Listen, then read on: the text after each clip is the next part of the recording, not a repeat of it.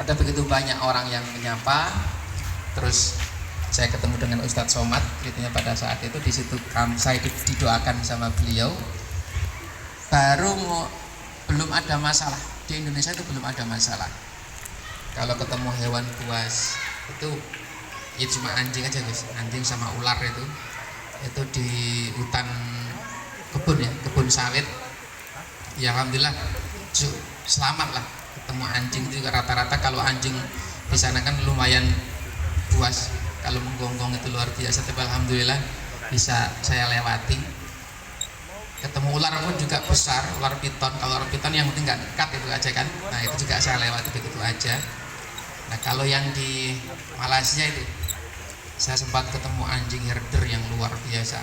Itu mulai agak keder badan saya pada saat itu. Herder besar, itu di tengah kebun sawit, dari bukit itu udah mulai menggonggong luar biasa gonggongannya. Dalam hati saya, kalau anjing ini sampai menggigit saya, ini pasti dedel-duel badan saya, karena besarnya kayak kambing pada saat itu. Dua lagi dari atas lari kenceng sambil menggonggong mendekati saya. Dalam hati saya, ya Allah selamatkan saya. Saya baca sholawat, Allahumma sholli ala Muhammad sallallahu alaihi Muhammad. Sudah dekat dengan saya anjing itu, saya baca assalamualaikum ya ahlal kahfi gitu kan. Assalamualaikum ya ahlal kahfi. Anjing itu saya ucapkan salam seperti itu, langsung berhenti jebret di samping saya sambil terengah-engah melototin saya anjing tersebut itu. Alhamdulillah dia nggak jadi nyerang saya. Amalannya tadi salawat saya ucapkan assalamualaikum ya ahlal kahfi gitu. Berhenti, udah yang liatin saya aja, udah lewat. Itu yang menurut saya pada saat itu dalam hati saya, wah tidak sampai dicokot, tidak duel saya. Nah, kalau di Thailand sama, anjing juga banyak sekali, karena di sana bukan sekedar dipelihara, di Thailand itu dimakan juga anjing tersebut, itu disembelih, dibakar. Nah, kalau di Thailand ini agak ekstrim anjingnya, dia suka menjilat. Kalau di Indonesia enggak. Nah, makanya ada beberapa anjing yang saya tendang di Thailand itu karena saya ngobrol sama anjing itu. Kalau di Sumatera saya dikejar anjing juga, tapi seringkali dia nggak menjilat, ngikut malahan. Sampai beberapa kilo tuh ngikutin saya, sampai dipanggil sama majikannya. Makanya saya bilang, saya ngobrol dengan anjing, kamu pulang kok, kamu dipanggil tuh sama juraganmu, pulang. Tapi kalau di Thailand ini mungkin karena agamanya Buddha ya, jadi nggak ngerti mungkin dengan bahasa saya.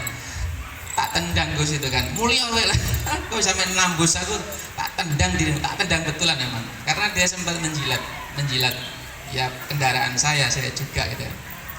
Nah itulah sampai Pak Malaysia masih sama Indonesia Malaysia masih sama, artinya rumput budaya dan sebagainya itu masih sama. Masuk Thailand barulah di situ mulai ada ujian susahnya halal food, karena rata-rata semua masakan di sana itu mengandung minyak babi. Mulai ketemu dengan kelaparan, mulai ketemu dengan tempat tinggal yang jauh. Meskipun saya juga bawa tenda, tapi seringkali masih tidur di masjid. Indonesia masjid, Malaysia masjid, di Thailand pun saya juga nyari masjid, cuma jaraknya jauh-jauh. Dan tetap alhamdulillah ketemu dengan, meskipun jaraknya jauh, dari masjid satu ke masjid yang lain itu ada yang 30 kilo, ada yang 40 kilo baru ketemu masjid. Makanya bersyukur di Indonesia kok jangankan 10 kilo, 2 kilo kan udah ketemu kan, 3 kilo udah ketemu. Thailand karena minoritas umat Islam, makanya jaraknya jauh-jauh. Nah, kemudian masuk Myanmar. Di Myanmar inilah kami tidak bisa melintas, akhirnya kami diterbangkan ke Bangladesh. Dari Bangladesh sambutannya juga luar biasa. Pakistan juga luar biasa sambutannya, apalagi orang Pakistan itu kalau melihat orang Indonesia itu memang paling ganteng, beneran. Mungkin sebaliknya ya, kalau kita ngeliat orang Pakistan juga ganteng karena mancung-mancung gitu. Pakistan ngeliat orang Indonesia itu masalah kayak ketemu artis. Jadi di sepanjang jalan kita Gus itu selalu dihentikan orang, Gus, selfie. Nah itu belum terlalu banyak ujian ceritanya, masih enak semuanya. Barulah pada saat kita masuk Iran. Mau masuk Iran nggak bisa, karena kita sudah disambut bom bunuh diri berkali-kali. Akhirnya kita nggak diizinkan masuk Iran. Kemudian kita diterbangkan dari Karachi ke Oman dengan posisi sepeda kita nggak bisa dibawa. Sepedanya kita tertinggal di Karachi. Maka kita turun di Oman. Di Oman kita putuskan jalan kaki sejauh 430 km, terus masuk Saudi Arabia sekitar 80 km, sekitar 500 km kita jalan selama kurang lebih 20 hari kita jalan. Disinilah mulai begitu banyak pelajaran yang sangat berharga pada saat kita jalan kaki di Oman itu, dimana doa-doa pada saat itu sepertinya nggak ada hijab lagi, cash semuanya. Saya jalan, ceritanya ada kawan yang ikut gabung dengan saya, orang Riau, ingin ikut jalan kaki. Dia nyusul terbang dari Indonesia langsung turun Oman. Dia tidak bawa persiapan. Kita jalan kaki ya, posisi jalan kaki. Ini di tengah gurun padang pasir sejauh 80 km, tidak ada kehidupan, Gus. Pohon pun tidak ada. Artinya untuk berteduh itu nggak bisa. Di situ saya doa, karena dia butuh sandal ceritanya. Dia nggak bawa sandal, cuma bawa sandal kecil gitu aja. Saya itu teriak di tengah padang pasir itu, langsung menghadap ke atas, ya Allah, minta sandal ya Allah. Nggak mungkin kan kelihatannya. Lah kok keresahannya Gusti Allah. Sejauh mata saya memandang sekitar 100 meter di depan itu saya nampak ada biru-biru gitu, ketutupan pasir istilahnya. Saya dekati, kayaknya sandal itu. Ternyata betul, satu pasang sandal jepit, ya kan? Satu pasang, meskipun nggak sempurna, tapi masih bisa dipakai. Alhamdulillah, supaya kakinya nggak lecet. Nah, itu satu kejadian dia langsung diijabah sama Allah. Terus saya berhenti di sebuah musola kecil, musyafir. Yaitu tempat untuk berhenti para musyafir. Itu jauh dari masyarakat juga, nggak ada kehidupan di situ. Cuma bagusnya musola di sana itu disediakan air sama kurma. Saya dehidrasi tingkat tinggi, tenggorokan saya sudah kayak kecekik pada saat itu. Kawan saya, dia masuk angin karena dia sudah 2 hari nggak makan nasi yang rasid itu.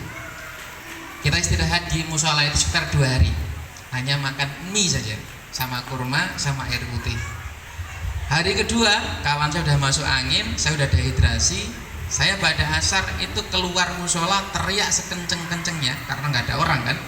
Saya teriak di luar musola itu, ya Allah, semangka ya Allah. Saya teriak seperti itu. Dalam hati saya, nggak mungkin. Di tengah padang pasir mana ada orang bawa semangka, jual semangka.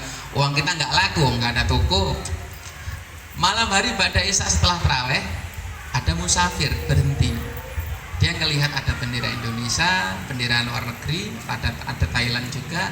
Dia tanya, dari mana kamu? Saya bilang dari Indonesia. Mau kemana? Mau ke Mekah. Kan? Pakai apa? Jalan kaki. Kaget dia, pakai bahasa Inggris. This impossible, but this real, brother. I'm walking. Ini nyata, brother. Saya jalan kaki. Kaget dia. Ketika kaget, oke, apa yang bisa aku bantu? Apa yang bisa aku bantu, teman? Karena kawan saya kelaparan kan. Saya minta nasi sama orang tadi itu. Please help me, tolong bantu saya. I just need rice. Saya hanya butuh nasi saja. Hanya nasi? Ya, nasi saja.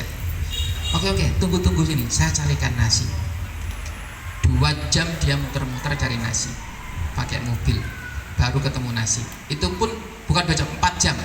2 jam pertama dari jam 8 sampai jam 10 dia balik lagi, bukan bawa nasi, tapi membawa semangka. Doa saya tadi siang itu 2 jam muter-muter ketemu semangka, gak ketemu nasi. Dia datang bawa semangka 2, melon 2, jeruk, pisang. Sorry brother, I couldn't find rice. No problem, gak masalah brother. Ini udah cukup. No. Enggak, saya carikan nasi lagi. Enough brother, cukup. Enggak, saya carikan nasi lagi. Muter lagi dia, Gus. Jam 12 malam baru kembali. 2 jam lagi baru ketemu nasi. Itu udah ada tidur. bangunan saya, brother, wake up brother, this is rice for you. Brother, bangun, ini nasi untuk kamu. Masya Allah kan. Jadi di tengah padang pasir, sesuatu yang tidak mungkin, uang kita nggak laku, tapi Allah datangkan hambanya untuk mempermudah urusan kita. Semangka teriakan saya didatangkan, nasi yang diminta kawan saya dihadirkan pada saat itu. Makanya pada saat itu kita hati-hati dalam meminta, hati-hati dalam berucap, karena sebagian besar ucapan kita itu wujud semuanya. Apa yang kita minta wujud semuanya, karena musyafir kan itu kan doanya makbul pada saat itu. Maka kita doa yang baik-baik, minta yang baik-baik pada saat itu. Dan dalam perjalanan itu kita menerapkan apa yang disampaikan Kiai, pokoknya ojo sambat, ya kan? Jangan mengeluh, ojo suudzon, jangan berburuk sangka kepada siapapun, dan jangan minta kepada makhluk. Artinya jangan sampai, Pak, aku losu, aku jaluk segone, jaluk duit, nggak boleh. Pokoknya kalau perlu apa saja, datang ke masjid, sholat, doa di situ. Itu pesan Kiai sebelum kita berangkat. Dan apa yang kita amalkan 3 tersebut semuanya memang menjadi kenyataan. Pada saat kita kelaparan, pada saat kita perlu dengan keuangan, itu semua Allah datangkan tanpa kita minta kepada makhluk. Masuk perbatasan Saudi, sekitar 80 km lagi dari Masruk ke Saudi Arabia, itu 85 km, nggak ada lagi kehidupan. Semuanya full padang pasir, nggak ada pohon, nggak ada bangunan, nggak ada bangunan. Maka selama 2 hari kita juga nggak makan nasi, cuma makan Indomie 1 pas sahur saja. 2 hari. Masuk bulan puasa itu. Bulan puasa kalau nggak salah hari ke-19 atau berapa, pada saat 20, kita sahur pakai mie, Indomie, minumnya air putih sama kurma, bukanya cuma kurma aja. Apakah mengeluh? Enggak belajar mengeluh. Baru hari ketiga ada pihak imigrasi yang nyamperin kita, tentara nanya-nanya kita. Dia bilang, di sini nggak ada toko, gimana kamu makan, gimana kamu minum? Kalau minum itu brother ada air, cuma kalau makan kita hanya makan noodle saja, makan mie aja. Hari ketiga kita diundang ke kerajaan, ke kantor imigrasi mereka, yang seperti kerajaan. Nah disitulah kita disambut luar biasa, karena kita jalan kaki dari Indonesia. 2 hari kita nggak makan tadi itu diganti hari ketiga. Wah, ada daging, ada ayam, ada buah, wah, dan lebih-lebih pada saat itu. Dan masih banyak kejadian lagi, terutama pada saat kita melewati padang pasir sejauh 400 km. Kita itu sudah pasrah, ya Allah, gak mungkin aku jalan 400 km tanpa ada kehidupan ini. Allah datangkan orang Pakistan kepada kita, gak kenal, cuma dia melihat melalui koran ada 2 orang pejalan kaki dari Indonesia sekarang sedang berada di gurun pasir, nyari-nyari dia. Kalau memang jalurnya bener sini, berarti nggak jauh, karena nggak ada jalur lain lagi di sini. Itu Oman Saudi, Masruk ke markas, jalan cuma ini, ketemu. Ketika ketemu itulah kita diangkut sejauh 400 km. Setelah itu kita jalan lagi. Pada saat jalan sekitar kurang lebih 100 kilo, ketemu badai pasir yang luar biasa pada saat itu. Nah itu kita merasakan, ya Allah, seperti ini rasanya badai pasir. Apakah gimana perasaannya pada saat itu? Saya merasa nikmat aja, meskipun muka ini kita tutup dengan kain dan penuh dengan badai pasir, tapi rasanya nikmat saja. Merasakan perjalanan para sahabat dahulu ya. Kalau sekarang ada jalan aspal, kalau dulu bagaimana? Nggak ada kan? Nah, dah masuk Riyadh. Di Riyadh disitulah kita udah mulai putuskan, bro, Riyadh ke Mekah ini sekitar 900 kilo. Kita ngejar 1 Syawal, harus naik bus. Oke, naik bus. Kita turun Taif, di Taif kemudian kita ambil mikot sekitar 80 kilo menuju Mekah Al-Mukarramah. Kita sudah pakai ihram, Gus. 80 kilo sudah pakai ihram. Kita jalan selama 2 hari, bawa tas yang beratnya 15 kilo di punggung itu. Setelah dapat 50 kilo, 30 kilo pada saat masuk tanah haram itu kan ada yang kalau lurus untuk muslim, kalau kanan ke kiri itu non muslim. Kan orang non muslim nggak boleh masuk Mekah. Di situ kita ditangkap polisi, ditanya nggak boleh jalan karena membahayakan. Sekarang pilihannya kamu tak tangkap, tak bawa ke kantor, atau tak antar ke Masjidil Haram. Iya, saya pilih yang kedua toh, antar kami ke Masjidil Haram. Lah itulah tanggal 19 April saya sudah sampai di Mekah Al Mukarramah dengan posisi sudah pakai baju ihram. Saya taruh tas saya itu di Masjid Jin. Ya, kalau sudah pernah dengan surat Jin, asbab turunnya surat Jin, saya berhenti di tempat asbabun nuzul surat Jin di situ. Saya tinggal tas saya di situ sampai lupa pakai sandal. Saya langsung jalan ke Masjidil Haram untuk menunaikan umroh yang pertama. Baru lewat parkirannya saja sudah nangis luar biasa. Parkirannya aja.